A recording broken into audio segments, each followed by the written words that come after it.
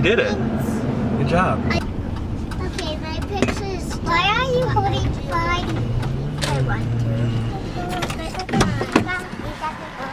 Alright, filling up the tank with some pretty affordable gas. I'm gonna take 3 of the kids to school, and then the other 2 plus Amy are going to the dentist today. Audrey has to go to the bathroom really bad. What? We got a full tank of gas. Full? Almost there. And F. Okay, can we go? Yes. 20 gallons? Yeah, Wait, no, 20. Yeah, it was about 20 gallons, yeah. She did what? See?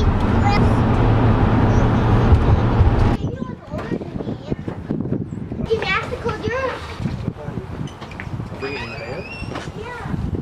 Lauren, Audrey, and Evie have been dropped off at school. I'm gonna rush back so Amy can take the other kids to the dentist. And the day continues.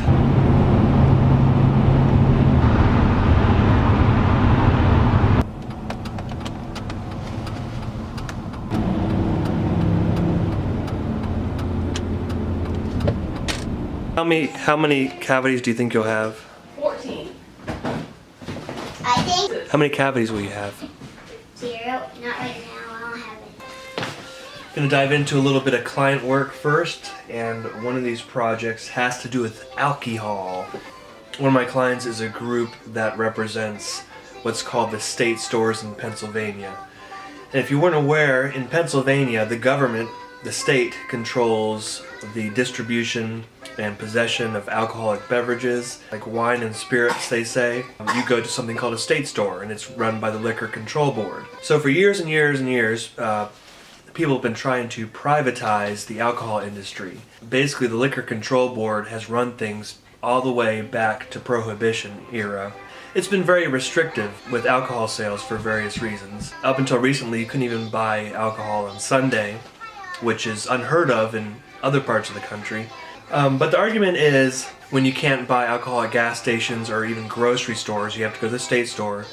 On the other hand, the other side, those called the privateers, by some people, say it's a legal substance. The government shouldn't be in the liquor business selling booze. So you got these two sides, and it's been going on for as long as I've been living in Pennsylvania.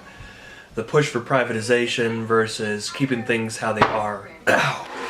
History shows once the government takes their hands off of alcohol and regulations are reduced, people will die, families will be ruined. It is really a testament of free will. More people will have access to alcohol and probably make bad choices. Are we willing to give people freedom of choice, knowing that lives will be ruined in the process?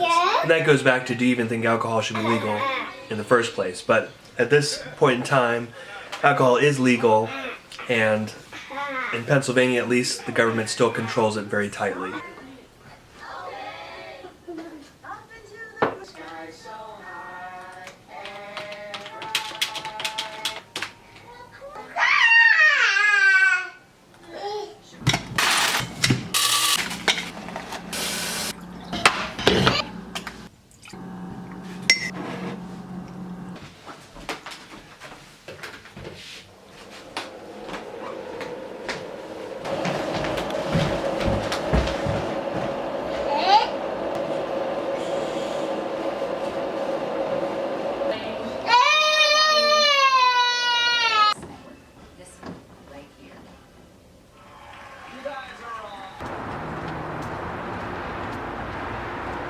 Alright, it's snowing again. I've got the baby in the car. We're gonna go pick up the kids.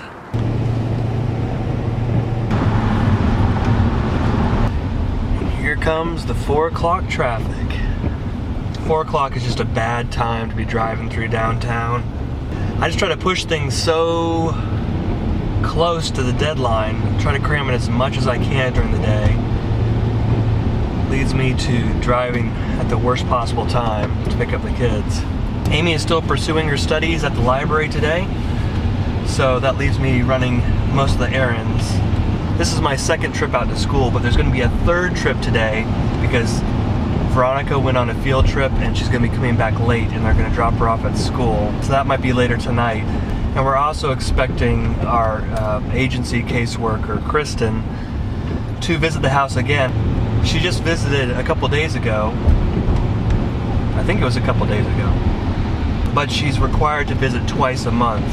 And it just so happens that her schedule is only allowing basically today to make the second trip.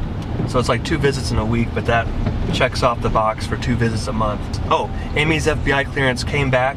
Her fingerprints are crime-free. We should be good to go as far as clearances are concerned.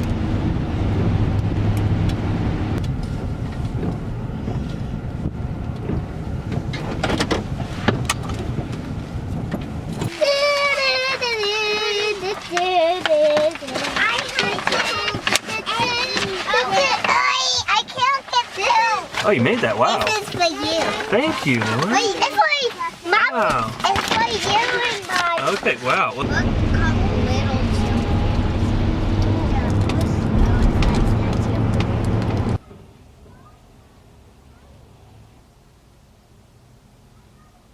Tissues everywhere. Happy birthday to me. To yourself. How's everyone doing? Screens.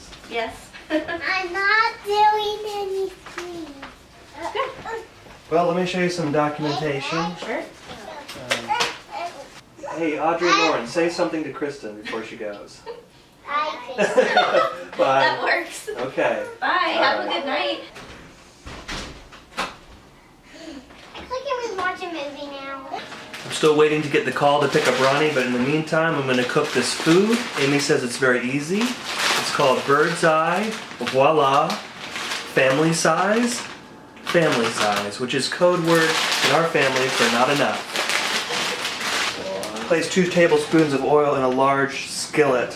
What kind of oil? Tablespoons?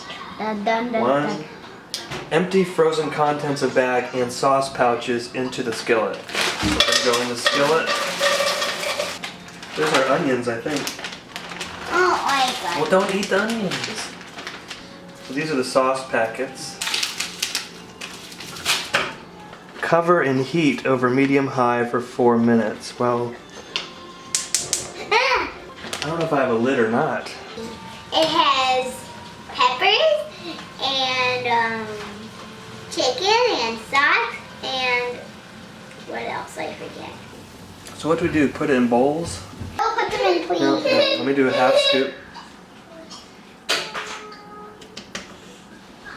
Here's not yet. Don't eat it. Oh. I don't eat it. Now Audrey has a bowl. Got the call to go pick up Veronica. Her field trip is complete and she's being dropped off at school. It's about 8 o'clock. Amy's watching the kids and let's get to it. Continue on Market Street for 1.5 miles. At the school you have to be field trip certified. From what I understand, a pretty high level certification to be able to go out on a trip. He's gone on several of these long trips to like Philadelphia, Baltimore.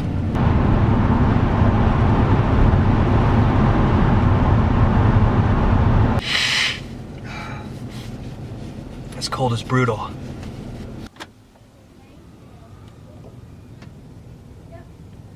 How'd it go? Good. Where'd you go? Fairhaven. What is Fairhaven? Maryland. A school in Maryland, okay. Very school. Milk, bread, cheese sticks, bananas, cereal, and cookies.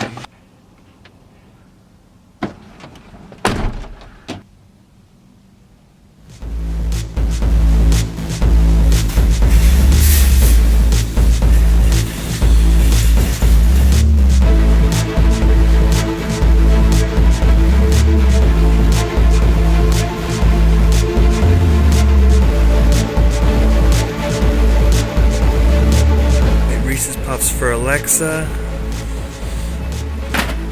And Ronnie's picking out her own cereal. What do you have in mind? Cinnamon? Alright.